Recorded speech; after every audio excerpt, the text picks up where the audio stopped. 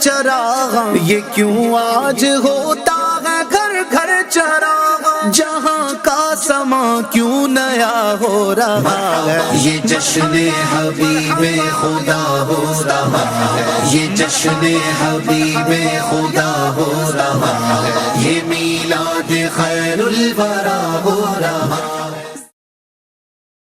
الحمدللہ رب العالمین والصلاة والسلام علی سید الانبیاء والمرسلین، اما بعد فاعوذ باللہ من الشیطان الرجیم، بسم اللہ الرحمن الرحیم۔ ناظرین، ایک بار پھر پروگرام لیے حاضر ہوئے ہیں میلاد کا ثبوت۔ اس پروگرام میں آپ کو ویلکم کہتے ہیں، خوش آمدید کہتے ہیں۔ جی ہاں، ہر بار کی طرح اس بار بھی ہمارے ساتھ ایک معزز مکرم مہمان شامل ہیں۔ ماشاءاللہ کئی سارے پروگرام میں آپ ان کو دیکھتے رہتے ہیں، حضرت اپنا وقت ہمیں دیتے ہیں ماشاءاللہ۔ اللہ تبارک و تعالیٰ ان کو سلامت رکھے۔ آمین۔ کیسے ہیں صوبان بھائی؟ خیریت سے؟ الحمدللہ رب العالمین علی کل حال۔ ماشاءاللہ ماشاءاللہ، سبحان اللہ۔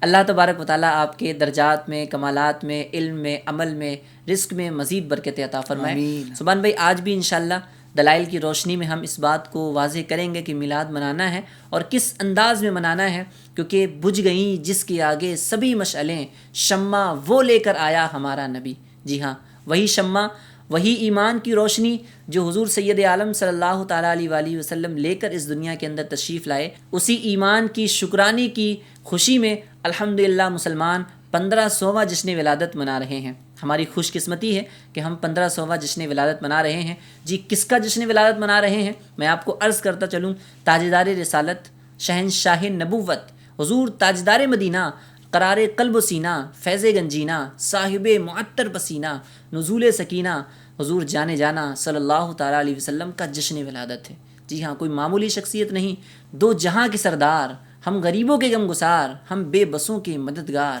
صلی اللہ تعالیٰ علیہ وسلم کا جشن ولادت ہے، تو دھوم دھام سے منانا ہے اور دوسروں کو منانے کی دعوت بھی دینی ہے۔ آئیے چلتے ہیں بلا تاخیر اپنے مہمان کی جانب، اور آج بھی دلائل کی روشنی میں ہم جانیں گے کہ میلاد کس طریقے سے منانا ہے۔ صوبان بھائی، بہت ساری گفتگو پہلے بھی ایپیسوڈز میں ہوئی ہے، قرآن سے، احادیث سے، دیگر ائمہ کے اقوال سے، افعال سے، واقعات سے ہم نے جو ہے وہ میلاد کے ثبوت کو واضح کیا ہے اور میلاد کا انداز بھی بیان کیا ہے۔ لیکن ہمارے یہاں جو میلاد منایا جاتا ہے اس میں بہت سارے معاملات ہوتے ہیں۔ میں جو ہے وہ گزارش کروں گا کہ ایک ایک چیز پر ہم انشاءاللہ روشنی ڈالیں گے۔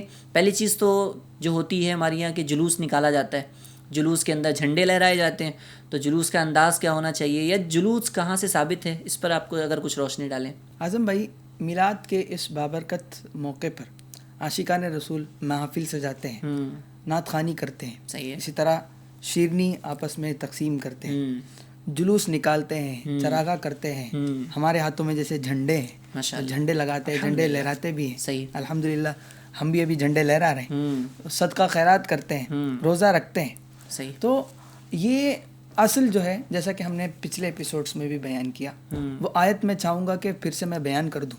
صحیح، بالکل۔ اللہ کریم قرآن پاک میں ارشاد فرماتا ہے، قل بفضل اللہ وبرحمتہ فبذلک فلیفرحوا هو خیر مما یجمعون۔ سبحان اللہ، سبحان اللہ کے فضل اور اس کی رحمت پر بندوں کو چاہیے کہ وہ خوب خوشیاں منائیں۔ کیا بات ہے، ہوا خیر مما یجمعون، وہ ان کے دن دولت سے بہتر ہے، جمع پونجیوں سے بہتر ہے۔ سورہ احزاب کی ایک آیت ہے جس میں نبی اکرم صلی اللہ تعالی علیہ وسلم کو شاہد کہا گیا، نذیر کہا گیا، مبشر کہا گیا، داعی باذن اللہ کہا گیا، سراجم منیرہ کہا گیا، اور آخر میں ارشاد فرمایا وبشر المؤمنین بأن لهم فضلا کبیرا۔ کیا بات ہے، سبحان اللہ۔ اور مومنوں کو خوشخبری دو کہ نبی پاک صلی اللہ تعالی علیہ وسلم کی جو ذات ہے ان کے لیے بڑا یہ فضل ہے، فضل عظیم ہے، اللہ تبارک و تعالیٰ کی جانب سے یہ بڑا فضل ہے۔ یہ خوشخبری سورہ احزاب کے اندر دی گئی۔ کیا بات ہے۔ اور اس میں جو لفظ فضل ہے، اس سے مراد نبی پاک صلی اللہ تعالی علیہ وسلم کی ذات مبارکہ ہے۔ تو اس آیت میں کہا گیا کہ فضل پر خوشیاں منا۔ صحیح۔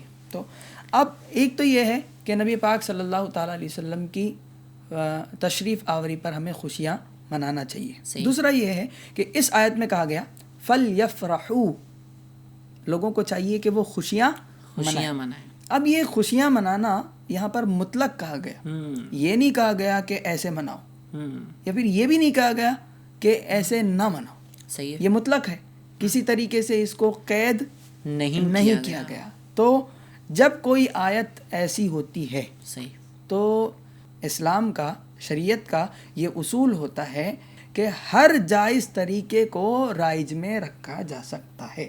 صحیح یعنی کسی جائز طریقے سے یہاں پر اب منع نہیں کیا جا سکتا. یعنی خوشی کا اظہار کرنا ہے تو کس انداز میں کرنا ہے وہ طریقہ جو ہے وہ شریعت اسلامیہ اگر جائز قرار دیتی ہے تو اس پر عمل کرنا وہ طریقہ چاہیے. ٹھیک ہے. وہ طریقہ اگر وہ طریقہ ایسا ہے کہ شریعت اسلامیہ اس کو جائز قرار نہیں دیتی ہے تو وہ طریقہ درست نہیں ہے. تو سب سے پہلے جیسا کہ آپ نے کہا کہ ہم جلوس پر گفتگو کریں گے کہ آیا جلوس منعقد کرنا یہ صحیح ہے یا نہیں, یہ اکابرین سے یا پھر احادیث سے یہ چیز ثابت ہے یا نہیں ہے.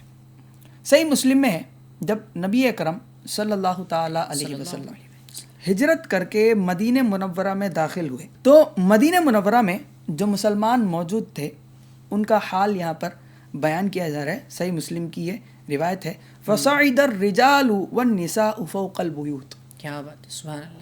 آدمی اور عورتیں گھروں کی چھتوں پر چڑھ گئے. صحیح. وتفرق الغلمان والخدم, اور خادمین اور چھوٹے چھوٹے بچے جو ہیں وہ راستوں میں ینادون یا محمد یا رسول اللہ یا محمد یا رسول اللہ, سب راستوں میں بکھر گئے اور بکھرنے کے بعد یہ آواز دینے لگے کہ یا محمد یا رسول اللہ یا محمد یا رسول اللہ. یعنی انہوں نے سب جمع ہو کر جس انداز میں آج کل جلوس منایا جاتا ہے, کیا بات ہے, متفرق ہو کر نبی پاک صلی اللہ تعالیٰ علیہ وسلم ہجرت کر کے مدینہ منورہ تشریف لا رہے ہیں, اس خوشی میں آپس میں ایک دوسرے کو ندا دینے لگے یا محمد یا رسول اللہ, کسی کے آنے کی خوشی پہ یا رسول اللہ. کیا بات ہے, حضور صلی اللہ تعالیٰ علیہ وسلم کی آنے کی خوشی پہ اس طریقے کا انداز اپنایا جا رہا ہے. نہیں, اگر ہمارے دنیاوی اعتبار سے بھی دیکھیں, اگر کوئی بڑا بندہ ہماری سوسائٹی میں آتا ہے, بستی میں آتا ہے, تو لوگوں کا یہی انداز ہوتا ہے, ہجوم لگ جاتا ہے نا, چاروں طرف سے لوگ کھڑکیوں سے جھانک رہے ہوتے ہیں, کوئی جو ہے نا وہ چھتوں سے جو ہے دیکھ رہے ہوتے ہیں, بچے جو ہے وہ گلیوں میں ٹہلنے لگتے ہیں. مطلب ایک بھیڑ بھاڑ اور ایک اچھا انداز ہوتا ہے ویلکم کرنے کا نا لوگوں کا. یہ تو صحیح مسلم کی روایت ہے. اس روایت کو مواہب لدنیہ کے اندر تفصیل کے ساتھ بیان کیا گیا. ہجرت کی جب خوشخبری مدینے والوں نے سنی صحیح تو روزانہ مدینے والوں کا حال یہ ہوتا تھا کہ مدینے کی چوٹیوں پر آتے اور نبی پاک صلی اللہ تعالیٰ علیہ وسلم کے آنے کا انتظار کرتے. اللہ, دن چڑھتا تو لوگ چوٹیوں پہ جمع ہوتے. کیا بات, جمع ہونے کے بعد میں نبی پاک صلی اللہ تعالیٰ علیہ وسلم آ رہے ہیں یا نہیں, کب آئیں گے کب آئیں گے, یہ منتظر رہتے. اور جب سورج عروج پہ ہوتا, بہت زیادہ گرم ہوتا یا پھر دھوپ سخت ہوتی تو لوگ اپنے گھروں کی طرف لوٹ جاتے. حضور کا انتظار بھی رہتا ہے. حضور کا انتظار مدینے والے کیا کرتے. ایک دن ایسا ہوا کہ ایک یہودی نے دیکھا کہ نبی پاک صلی اللہ تعالیٰ علیہ وسلم کی تشریف آوری ہو رہی ہے.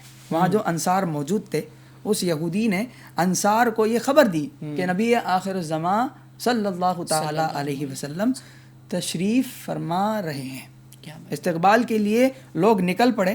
جب انصار نے یہ خبر سنی تو مقام حرہ پر نبی پاک صلی اللہ تعالیٰ علیہ وسلم کی استقبال کے لیے لوگ جمع ہو گئے اور یہ کہنے لگے مرحبا اہلا و سہلا, مرحبا اہلا و سہلا, ایک دوسرے کو خوشخبریاں بھی دینے لگے, خوشی و مسرت کا اظہار کرنے لگے. جوان, بچہ, مرد, عورت, چھوٹا بڑا, ہر کوئی خوشی کے مارے یہ کہنے لگا جاء رسول اللہ جاء نبی اللہ. کیا بات ہے, سبحان اللہ. نبی پاک صلی اللہ تعالیٰ علیہ وسلم اللہ کے نبی تشریف لے آئے, اللہ کے رسول تشریف لے آئے. کیا بات ہے. اسی طرح بنو نجار کی جو لڑکیاں تھیں, بچیاں تھیں, ان کے حوالے سے آتا ہے کہ خوشی کے اظہار کے لیے یہ دف بجانے لگی.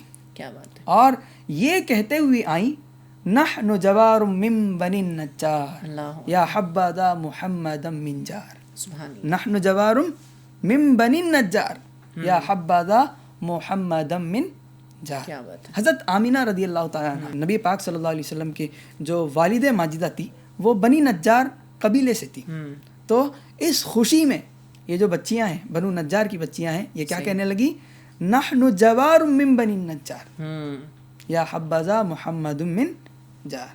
اعظم بھائی, یہاں پر ایک سب سے اہم پوائنٹ یہ ہے کہ یہ سب ہوا، اور یہ سب ہونے کے بعد قبائل انصار نے خوشی کا اظہار کیا. سب کچھ ہونے کے بعد نبی پاک صلی اللہ تعالیٰ علیہ وسلم نے قبائل انصار کی طرف خطاب کر کے فرمایا کیا تم مجھ سے محبت کرتے ہو؟ کیا تم مجھ سے محبت کرتے ہو؟ تو جواب میں انصار کے قبائل کے لوگوں نے کہا یقیناً یا رسول اللہ صلی اللہ علیہ وسلم ہم آپ سے محبت کرتے ہیں. کیا بات ہے. تو نبی پاک صلی اللہ تعالیٰ علیہ وسلم نے ارشاد فرمایا میں بھی تم سے محبت رکھتا ہوں. محبت بھی کی اور محبت کا اظہار بھی کیا. کیا بات ہے. سبحان یعنی اگر ہم یہاں دیکھیں نبی پاک صلی اللہ تعالیٰ علیہ وسلم کی تشریف آوری پہ بنو نجار کی بچیوں نے دف بجائے، استقبال کیا، ایک دوسرے کو خوشخبریاں دی. سب کرنے کے بعد اگر یہ غلط ہوتا تو نبی پاک صلی اللہ علیہ وسلم اس کو منع کرتے. صحیح. لیکن نبی پاک صلی اللہ علیہ وسلم نے یہ ارشاد فرمایا کہ کیا تم مجھ سے محبت کرتے ہو؟ جب انہوں نے کہا سارا کا سارا کام محبت میں کر رہے ہو. ہاں صحیح ہے. جب انصار یہ کہنے لگے کہ ہاں آپ سے محبت کرتے ہیں تو نبی پاک صلی اللہ علیہ وسلم نے بھی ارشاد فرمایا کہ میں بھی تم سے محبت کرتا ہوں. کیا بات ہے سبحان بھائی. کیا خوبصورت انداز میں بنو نجار کی بچیوں نے، جوانوں نے، بوڑھوں نے کیا خوبصورت انداز میں حضور صلی اللہ علیہ وسلم کا ویلکم کیا، ترانے گنگنائے. ہم بھی جلوس کے اندر حضور کا ویلکم کرتے ہیں، ترانے پڑھتے ہیں، نعت پڑھ رہے ہوتے ہیں. اعظم بھائی یہاں پر میں اور مزیدار چیز انشاءاللہ بیان کرنا چاہوں گا. جی بالکل. قبائل انصار کی پردہ نشین عورتیں چھتوں پر آئی، دروازوں پر آئی اور آ کر کہنے لگی طلع البدر علینا من ثنیات الوداع وجب الشکر علینا ما دعا للہ دعا. سبحان اللہ. یعنی نبی پاک صلی اللہ تعالیٰ علیہ وسلم کے حوالے سے یہ جو نشید مشہور ہے، انصار کی قبائل کی عورتوں نے نبی پاک صلی اللہ تعالیٰ علیہ وسلم کی مدینے تشریف آوری کی خوشی میں پڑھا تھا، جو آج کل ہم جلوس میں پڑھتے ہوئے نظر آتے ہیں. اور اس میں ایک لائن یہ بھی ہے وجب الشکر علینا، ہم پر شکر واجب ہو گیا. اللہ اکبر. یہ بھی کہا گیا. سبحان اللہ. تو ہم ظاہر بات ہے کہ ہم بھی جو جلوس مناتے ہیں اس میں نبی پاک صلی اللہ تعالیٰ علیہ وسلم کا میلاد مناتے ہیں، اسی طرح نبی پاک صلی اللہ علیہ وسلم کے ترانے پڑھتے ہیں، تو یہ ہم شکر کے طور پر پڑھ رہے ہوتے. اس طرح ایک اور روایت میں یہ بھی ملتا ہے ایھا المبعوث فینا جئت بالامر المطاع. یہ بھی اشعار جو ہیں وہ آج کل جلوسوں میں پڑھا جاتا ہے. تو جلوس کی اصل جو ہے نا وہ بھی نبی پاک صلی اللہ تعالیٰ علیہ وسلم کے زمانے سے ثابت ہے. لوگوں کا جمع ہونا، کیا بات ہے. اس طرح نعت پڑھنا، نبی پاک صلی اللہ تعالیٰ علیہ وسلم کی شان بیان کرنا، آمد کی خوشی منانا، یہ بھی نبی پاک صلی اللہ علیہ وسلم کے زمانے سے ہمیں ملتا ہے. کیا بات ہے. کیا بات ہے. سبحان اللہ. سبحان بھائی یہ تو آپ نے کلیئر کیا ماشاءاللہ کہ بڑے خوبصورت انداز میں کہ جلوس منانا اور جلوس کا انداز کیا ہونا چاہیے، یہ سب چیزیں بھی کلیئر کی. اور مزید میں یہ چاہوں گا کہ اب ہمارے یہاں کیا ہوتا ہے کہ جلوس مناتے ہیں لیکن اس میں خاص طور پہ کچھ چیزیں اس طریقے کی شامل ہو گئی ہیں کہ مطلب جو صحیح نہیں ہیں. جی. یعنی اس میں حقوق عامہ بھی تلف ہو رہے ہوتے ہیں، جو ہے دوسروں کو تکلیف بھی ہو رہی ہے، گزر رہے ہیں تو پورا کا پورا جام لگا دیا ہے. تو اس انداز کے بارے میں آپ کیا فرمائیں گے؟ میں تو یہ کہوں گا کہ سب سے پہلی بات اس میں یہ ہے کہ ہم اپنے جلوسوں کو میوسیقی سے پاک رکھیں. صحیح ہے. یعنی ڈی جے جو بجائے جاتے ہیں تو ان سے ہم پاک رکھیں. اس طرح اس کے علاوہ نبی پاک صلی اللہ تعالیٰ علیہ وسلم نے جو شریعت ہمیں بطور امانت دی، اس کے اندر جو جو چیزیں ہیں، شرعی پابندیاں ہیں، ہم ان کا بھی لحاظ رکھتے ہوئے پردے کا خیال رکھتے ہوئے لوگوں کو تکلیف نہ دیتے ہوئے ہم ساری شریعت کی چیزوں کو مد نظر رکھتے ہوئے ہم میلاد منائیں، جلوس کریں. انشاءاللہ خوب برکتیں اس کی ہمیں. انداز ایسا ہونا چاہیے کہ اس کے اندر ہماری مخالف شرع کوئی بھی چیز شامل نہ ہو. یعنی جیسا ابھی صبح میں نے فرمایا نا کہ میوزک نہیں ہونی چاہیے، ڈھول تاشے اس طریقے کی نہیں ہونی چاہیے، یا پھر عورتوں کا اختلاط نہیں ہونا چاہیے، یا پھر جو ہے نا وہ راستوں پہ جام لگا دینا، اس طریقے کا انداز نہیں ہونا چاہیے. مسلمانوں کو تکلیف ہوتی ہے، ظاہر سی بات ہے، مسلمان ہیں، دیگر اللہ عز و جل کی مخلوق ہیں، ان کو بھی تکلیف ہو رہی ہوتی ہے. تیز آواز میں کلام بجا رہے ہوتے ہیں کہ اگر کوئی بچہ یا کوئی جو ہے وہ مریض جو ہے وہ گھر میں سو رہا ہے تو اس کی نیند میں بھی خلل آتا ہے. تو ہمیں ان تمام چیزوں سے بچتے ہوئے خاص حضور صلی اللہ تعالیٰ علیہ وسلم کی محبت میں اخلاص کے ساتھ، اور جب محبت حضور سے ہے اور سچی محبت میں ہم جلوس نکال رہے ہیں تو انداز بھی ہمارا ویسا ہی ہونا چاہیے جو حضور کو پسند آئے. ایسا انداز نہیں ہونا چاہیے کہ جس سے تکلیف ہو یا پھر حقوق عامہ تلف ہوں. تو اس کا خیال رکھنا ہے. اور جو ایک چیز ہمیں نظر آتی ہے وہ یہ، کچھ لوگ یوں بھی بول رہے ہوتے ہیں نا کہ بہت ساری غیر ضروری چیزیں آپ نے جلوس کے اندر شامل کر رکھی ہیں، شریعت کی خلاف والی چیزیں شامل کر رکھی ہیں، یہ کیسا جلوس ہوتا ہے؟ تو خدا کے بندو، اگر کچھ غلط چیز شامل ہوئی ہے تو اس غلط چیز کو ختم کیا جائے گا، نہ کہ پورے جلوس کو ختم کر دیا جائے، نہ کہ اس غلط چیز کی وجہ سے اچھی چیزوں کو ختم کر دیا جائے۔ تو اچھی چیزوں کو اچھے انداز میں منانا ہے، اور غلط جو چیزیں شامل ہوئی ہیں اس کو ہمیں ختم کرنا ہے، اور دھوم دھام سے انشاءاللہ جلوس نکالیں گے تو اس کی برکتیں ہمیں حاصل ہوں گی۔ بڑے خوبصورت انداز میں ماشاءاللہ سبحان بھائی نے جلوس پر اور جلوس والی چیزوں پر روشنی ڈالی ہے۔ اور سبحان بھائی آپ کے ہاتھ بھی ماشاءاللہ جھنڈا ہے، نظر آ رہا ہے نا، جلوس کے اندر بھی ماشاءاللہ عاشقان رسول جھنڈا لگاتے ہیں اور لہرا بھی رہے ہوتے ہیں۔ تو میرا سوال یہ ہے کہ جھنڈے پہ آپ کچھ روشنی ڈالیں، کیا جھنڈے کا کچھ ثبوت وغیرہ ملتا ہے، یا پھر ہم جشن ولادت کی خوشی کے اندر نا روشنی کر رہے ہوتے ہیں نا، گھروں کے اندر چراغاں کر رہے ہوتے ہیں، تو اس کے حوالے سے آپ کیا فرمائیں گے؟ جی اعظم بھائی، جھنڈے کا ثبوت جو ہے نا وہ نبی پاک صلی اللہ تعالیٰ علیہ وسلم کے عین ولادت کے وقت سے ہی ثابت ہے۔ اچھا، ماشاءاللہ۔ حضرت آمینہ رضی اللہ تعالیٰ عنہ فرماتی ہیں کہ رأیت ثلاثۃ اعلام مضروبات، میں نے 3 جھنڈے دیکھے جن کو نصب کیے گئے۔ اچھا، علماً فی المشرق، ایک علم، ایک جھنڈا مشرق میں، وعلماً فی المغرب، اور ایک جھنڈا مغرب میں، کیا وعلماً علی ظہر الکعبہ، کیا اور ایک جھنڈا کعبے کی چھت پر۔ سبحان اللہ، سبحان اللہ۔ پھر حدیث پاک کے الفاظ میں ہے فولدت محمدًا، کیا بات ہے۔ پھر نبی پاک صلی اللہ تعالیٰ علیہ وسلم کی ولادت ہوئی۔ تو یہ جو جھنڈا لگانے والے تھے، روایتوں میں آتا ہے کہ یہ روح الامین تھے، جبریل امین تھے، جنہوں نے ایک جھنڈا مشرق میں لگایا تھا، ایک جھنڈا مغرب میں لگایا تھا، اور ایک جھنڈا کعبے کی چھت پر لگایا تھا۔ سبحان اللہ، سبحان اللہ۔ وہ شعر بھی ہے نا، روح امین نے گاڑا کعبے چھت چھت جھنڈا، روح امین نے گاڑا کعبے چھت چھت جھنڈا، کعبے چھت چھت جھنڈا،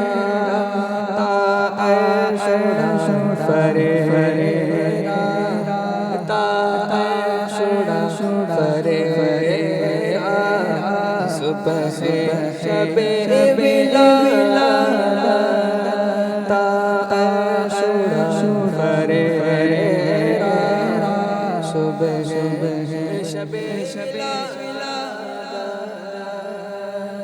سبحان اللہ، سبحان اللہ، سبحان اللہ۔ ناظرین اکرام، جھنڈے بھی لگانے ہیں، اور خاص کر میں سجیسٹ کرنا چاہوں گا کہ اگر آپ کے پاس مدنی پرچم ہے تو مدنی پرچم کی بات ہی نرالی ہے کہ اس کے اندر حضور صلی اللہ تعالیٰ علیہ وسلم کے گنبد کا بھی رنگ ہے، اور عاشق رسول شیخ عبد القادر جیلانی قدس سرہ النورانی کے گنبد کا بھی رنگ آپ کو اس کے اندر نظر آ رہا ہے، اور لاسٹ میں عاشق غوث اعظم حضور سیدی اعلیٰ حضرت رحمۃ اللہ تعالیٰ علیہ کا بھی اس کے اندر گنبد کا رنگ نظر آ رہا ہے۔ اور یہ دیا کس نے ہے؟ عاشق اعلیٰ حضرت شیخ طریقت امیر اہل سنت دامت برکاتہم القدسیہ نے اس مبارک جھنڈے کو ہمیں دیا ہے، اور یہ کتنا پیارا مبارک جھنڈا ہے کہ 3 مقدس ہستیوں کا رنگ جو ہے نا وہ اس کے اندر نظر آ رہا ہے۔ تو اس پرچم کو اگر لگائیں گے تو بات ہی نرالی ہوگی، اور ماشاءاللہ خوشی کا موقع ہے، خوشی کا جو ہے وہ سماں ہے، اپنے گھروں کو جھنڈوں سے سجائیے اور جو ہے وہ پرچموں سے سجائیے، انشاءاللہ بہت ساری برکتیں ہمیں نصیب ہوں گی۔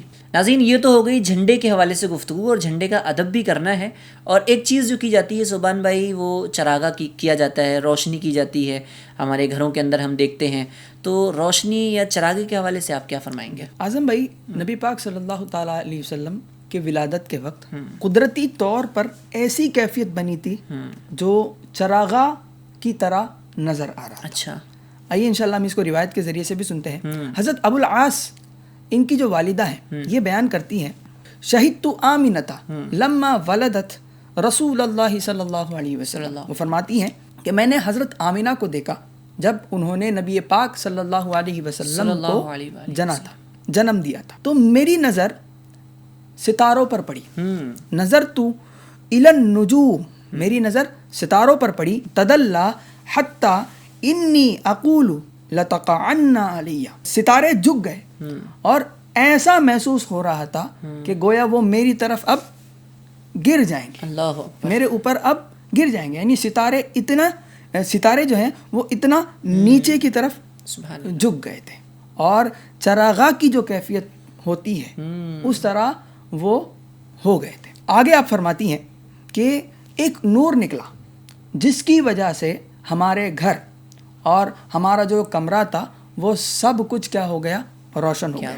اور جس بھی چیز کی طرف میں دیکھتی وہ سارا کا سارا اس روشنی کی وجہ سے بالکل روشن نظر آتا تھا. سبحان اللہ سبحان اللہ. یعنی نبی پاک صلی اللہ تعالیٰ علیہ وسلم کی ولادت کے وقت قدرتی روشنی، قدرتی چراغاہ نبی پاک صلی اللہ تعالیٰ علیہ وسلم کی آمد کی خوشیاں جو منائی گئی. کیا بات ہے، سبحان اللہ. تو ناظرین اکرام، آپ نے سماعت کیا، دیکھا کہ اللہ تبارک و تعالیٰ کی جانب سے قدرتی طور پہ حضور صلی اللہ تعالیٰ علیہ وسلم کی ولادت پر جو ہے وہ چراغاں کیا گیا، یعنی کہہ سکتے ہیں کہ عالم کو جگمگ کیا گیا. سبحان اللہ. اسی طرح اعظم بھائی، معراج کی رات جب نبی اکرم صلی اللہ تعالیٰ علیہ وسلم سدرۃ المنتہا پہنچے تو اس وقت بھی نبی پاک صلی اللہ تعالیٰ علیہ وسلم کے اعزاز و اکرام کے لیے چراگاہ کیے گئے. اچھا. قرآن پاک کی آیت ہے اذ یغشی السدرۃ ما یغشی، جب سدرہ پر چھا رہا تھا جو چھا رہا تھا. تفسیر میں آتا ہے کہ جب نبی پاک صلی اللہ تعالیٰ علیہ وسلم سدرۃ المنتہا پہنچے تو سونے کے جگمگ ٹکڑوں کے ذریعے سے سدرۃ المنتہا کو سجایا گیا تھا. سبحان اللہ. تفسیر میں یہ الفاظ ہیں فراش من ذہب، یعنی سونے کے جگمگ ٹکڑوں کے ذریعے سے نبی پاک صلی اللہ تعالیٰ علیہ وسلم کے اعزاز و اکرام کے لیے، نبی پاک صلی اللہ تعالیٰ علیہ وسلم کو ویلکم کرنے کے لیے سونے کے ٹکڑے سدرۃ المنتہا پر لگائے گئے تھے. کیا بات ہے، کیا بات ہے. اتنا اہتمام حضور کی آمد پہ کیا گیا تو ایک سنی مسلمان، خاص کر عاشق رسول جو ہے وہ اپنے گھروں کو کیوں نہ سجائے، اور اس موقع پہ خاص کر جشن ولادت کے موقع پہ اپنے گھروں میں چراغاں نہ کریں، ایسا ہو ہی نہیں سکتا. تو اپنے گھروں میں چراغاں بھی کرنے ہیں اور جو ہے وہ پرچم بھی لہرانے ہیں. اچھا، ایک چیز اور جو ہے وہ جشن ولادت کے موقع پہ کی جاتی ہے، نعت خوانی. جی. تو نعت خوانی کے حوالے سے ویسے تو ہم بہت ساری چیزیں سنتے آ رہے ہیں، لیکن آپ کیا اس پر روشنی ڈالیں گے؟ جی، نبی پاک صلی اللہ تعالیٰ علیہ وسلم کی سیرت سے ہمیں نعت خوانی کے حوالے سے بہت کچھ ملتا ہے. جی. نبی پاک صلی اللہ تعالیٰ علیہ وسلم کے زمانے میں نعت خوانی ہوا کرتی تھی. صحیح. اب یہاں پر ایک روایت اعظم بھائی میں بیان کرنا چاہوں گا، اس کے ذریعے سے آپ نعت خوانی کی اہمیت سمجھیں. صحیح. اور نعت خوانی اس زمانے میں کس چیز کا ذریعہ بن گیا تھا، یہ بھی آپ اس روایت کے ذریعے سے ذرا غور کریں، سنیں، سمجھیں. اور ناظرین آپ سے بھی میں ریکویسٹ کروں گا کہ نعت خوانی کس چیز کا ذریعہ بن گیا تھا. نبی پاک صلی اللہ تعالیٰ علیہ وسلم فرماتے ہیں، بخاری کی یہ روایت ہے، یا حسان عجب عن رسول اللہ. سبحان اللہ. یا حسان عجب عن رسول اللہ. اے حسان، نعت خوانی کے ذریعے سے جو نبی پاک صلی اللہ تعالیٰ علیہ وسلم پر اعتراض ہو رہے ہیں ان کا تم جواب دو. نعت خوانی کے ذریعے. جی. صحیح. حضرت حسان رضی اللہ تعالیٰ عنہ کو نبی پاک صلی اللہ تعالیٰ علیہ وسلم نے حکم ارشاد فرمایا کہ جو مجھ پر اعتراضات ہو رہے ہیں، اے حسان تم ان اعتراضات کا نعت خوانی کے ذریعے سے جواب دو. پھر خود نبی اکرم صلی اللہ تعالیٰ علیہ وسلم نے یہ دعا بھی دی، اللہم ایدہ بروح القدس. اے اللہ اس کو روح قدس کے ذریعے سے مدد عطا فرما. سبحان اللہ. اس کی تائید روح قدس کے ذریعے سے کر. ہم دیکھتے بھی ہیں نا روایتوں کے اندر کہ اس طریقے کا ماحول ملتا ہے کہ خاص کر عرب لوگوں میں کہ ان کی یہاں شعر و شاعری کا اتنا رجحان تھا کہ اگر کسی کو عزت دینی ہو نا تو اوج ثریا پہ پہنچا دیں اپنے اشعار کے ذریعے، اور کسی کو ذلیل کرنا ہو تو تحت الثری کے نیچے بھی اسے اپنے اشعار کے ذریعے کر سکتے ہیں. تو اشعار کا بہت زیادہ رجحان تھا. تو حضور صلی اللہ علیہ وسلم کی جو ہے معاذ اللہ توہین کے لیے بھی کچھ لوگ اشعار بولا کرتے تھے، تو ان کا جواب دینے کے لیے حضرت حسان بن ثابت رضی اللہ تعالیٰ عنہ کو یہ شرف ملا. یعنی یہاں پر یہ آپ اعظم بھائی غور کریں کہ نبی پاک صلی اللہ علیہ وسلم پر اعتراضات ہو رہے ہیں. صحیح. اور نبی پاک صلی اللہ علیہ وسلم نے حضرت حسان کو حکم ارشاد فرمایا کہ آپ نعت خوانی کے ذریعے سے اشعار کی ان اعتراضات کا رد کریں. صحیح. ان اعتراضات کی تردید کریں. اب وہ نعت خوانی جو نبی پاک صلی اللہ تعالیٰ علیہ وسلم پر ہونے والے اعتراضات کے رد کا ذریعہ بنے، ان کو جب ہم کرتے ہوئے نظر آتے ہیں یا پھر عاشقان رسول اس نعت خوانی کو جب کرتے ہیں تو لوگ اعتراض کرتے ہیں، مطلب انہیں غور کرنا چاہیے کہ کس چیز پر ہم اعتراض کر رہے ہیں۔ اللہ اکبر۔ اسی طرح اعظم بھائی ایک اور روایت بھی ہے نبی پاک صلی اللہ تعالیٰ علیہ وسلم کے حوالے سے، کان یدعو لحسان منبرا فی المسجد صحیح۔ یقوم علیہ قائما یفاخر عن رسول اللہ صلی اللہ علیہ وسلم۔ نبی پاک صلی اللہ علیہ وسلم حضرت حسان کے لیے مسجد میں، مسجد نبوی میں ممبر لگایا کرتے، وہ اس پر کھڑے ہوتے، کیا بات ہے، پھر نبی پاک صلی اللہ تعالیٰ علیہ وسلم کی شان بیان کرتے۔ کیا بات ہے، کیا بات ہے، کیا سبحان اللہ۔ نبی پاک صلی اللہ علیہ وسلم خود ان کے لیے ممبر لگاتے اور اس پر حضرت حسان کھڑے ہوتے، کھڑے ہو کر نبی پاک صلی اللہ تعالیٰ علیہ وسلم اور حضور سنا کرتے تھے، شان بیان کرتے۔ آج کل کیا ہوتا ہے، یعنی ممبروں پر نعت خواں حضرات بیٹھتے ہیں، پھر اس کے بعد ممبروں پر نعت خواں حضرات کو بٹھایا جاتا ہے صحیح، اور اس ممبر کے ذریعے سے نعت خوانی کی محفل ہوتی ہے۔ اللہ، تو اس پر بھی لوگ اعتراض کرتے ہوئے نظر آتے ہیں، جو کہ عین صحابہ کا طریقہ تھا اور نبی پاک صلی اللہ تعالیٰ علیہ وسلم کی طرف سے حکم کردہ ایک امر تھا۔ کیا بات ہے، سبحان اللہ۔ نعت خوانی بہت مبارک چیز ہے، بہت اہم چیز ہے۔ یہ وہ چیز ہے کہ جو لوگوں کے دلوں میں عشق رسول بڑھانے کا سبب بنتی ہے، جو مسلمانوں کے دلوں میں حضور کی محبت کا اظہار کرنے کا سبب بنتی ہے۔ تو یہ کتنی اہم چیز ہے، اس کو ذرا سمجھنا چاہیے اور اس کو جو ہے وہ اس کے احسن طریقے سے اس کو ادا بھی کرنا چاہیے۔ تو ناظرین کرام، نعت خوانی کرنی ہے، دھوم دھام سے جو ہے وہ حضور صلی اللہ تعالیٰ علیہ وسلم کا جشن منانا ہے۔ اچھا سبحان بھائی، جب خاص ولادت کا وقت ہوتا ہے نا، صبح بہارا بھی ہم اس کو کہتے ہیں، تو اس ولادت کے عین وقت پہ لوگ جو ہے وہ خاص موقع پہ حضور کی طرف خاص التفات کر رہے ہوتے ہیں، نعت خوانیاں کر رہے ہوتے ہیں، محفلیں سجا رہے ہوتے ہیں، اس خاص موقع پر مختلف انداز ہو رہے ہوتے ہیں عاشقان رسول کے۔ اس پر آپ کیا فرمائیں گے؟ جی اعظم بھائی، آپ نے قرآن پاک میں دیکھا ہوگا شب قدر جو ہے وہ 1000 مہینوں سے افضل ہے۔ صحیح۔ ائمہ اکرام فرماتے ہیں کہ وہ شب کہ جس میں نبی پاک صلی اللہ تعالیٰ علیہ وسلم کی ولادت ہوئی ہے، یہ شب قدر سے بھی افضل رات ہے۔ سبحان اللہ۔ شب قدر سے بھی افضل شب ہے۔ اس کے 3 وجوہات کتابوں میں ملتے ہیں، اور بھی بہت سارے وجوہات ہیں، 3 وجوہات کتابوں میں ملتی ہیں۔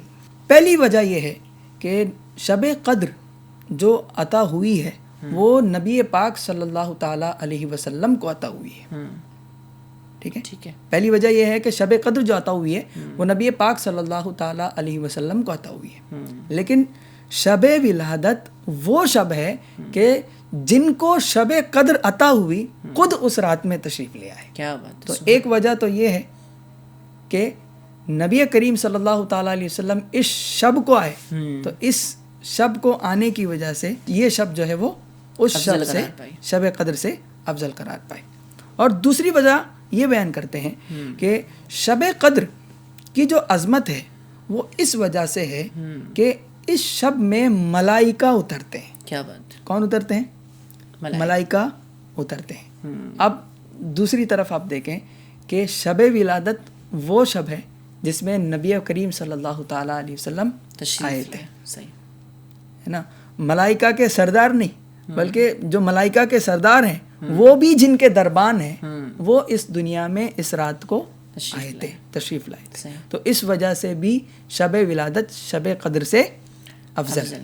شب قدر جو ہے وہ صرف امت محمدیہ کو عطا ہوئی، اور دوسری طرف اگر ہم دیکھیں تو نبی کریم صلی اللہ تعالیٰ علیہ وسلم جو ہے وہ صرف امت محمدیہ کے لیے رحمت نہیں ہے، بلکہ سارے عالمین کے لیے رحمت ہے، سارے جہان والوں کے لیے رحمت ہے۔ وہ امت محمدیہ کے لیے بھی رحمت ہے اور اس سے پہلے والی امت کے لیے بھی رحمت ہے۔ شب قدر کا تعلق صرف اور صرف امت محمدیہ سے ہے نا، شب قدر کا تعلق صرف اور صرف امت محمدیہ سے، اور جو رحمت للعالمین ہے ان کا تعلق سارے عالم سے ہے، ساری امتوں سے ہے۔ تو ان کی آمد اس رات ہوئی ہے، تو اس لیے شب ولادت ہے وہ شب قدر سے بھی افضل ہے۔ تو علماء اکرام فرماتے ہیں کہ اس رات میں بھی ہمیں نیک کاموں میں اضافہ کرنا چاہیے، صدقہ خیرات کرنا چاہیے، عبادتیں کرنی چاہیے، اور اس رات کی برکتوں کو حاصل کرنے کے لیے زین نصیب ہم محفلوں میں بھی شریک ہوں۔ تو آج کل جو ہم شب ولادت میں جو محفلیں مناتے ہیں اور عین جب ولادت کا وقت ہوتا ہے اس وقت دعائیں مانگتے ہیں، التجائیں کرتے ہیں، تو یہ کرنا بھی ہمارے لیے بہت باعث برکت ہے، باعث رحمت ہے. کیا بات ہے، سبحان اللہ سبحان اللہ. تو ناظرین کرام، بہت ساری چیزیں آپ نے سننے کی کوشش کی ہے ماشاءاللہ جشن ولادت کے حوالے سے اور خاص شب ولادت کے حوالے سے. تو شب ولادت کو یوں ہی نہیں گزارنا ہے، ایک تو ویسے ہی تاریخی جشن ولادت ہے، اور اس کی شب کو کس انداز میں گزارنا ہے، نیک کاموں کے ذریعے، عبادتوں کے ذریعے، صدقہ و خیرات کے ذریعے، محفلوں کے اندر شرکت کے ذریعے، اور جتنے بھی نیک اعمال کیے جا سکتے ہیں ان کے ذریعے جو ہے وہ اپنی اس جشن ولادت والی رات کو ہم گزاریں گے تو انشاءاللہ بہت ساری برکتیں ہمیں نصیب ہوں گی.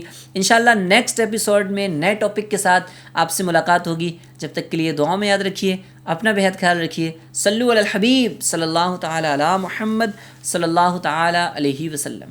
یہ کیوں آج ہوتا ہے گھر گھر چراغاں، یہ کیوں آج ہوتا ہے گھر گھر چراغاں، جہاں کا سما کیوں نیا ہو رہا ہے. یہ جشن حبیب خدا ہو رہا ہے، یہ جشن حبیب خدا ہو رہا ہے، یہ میلاد خیر الورا ہو رہا ہے.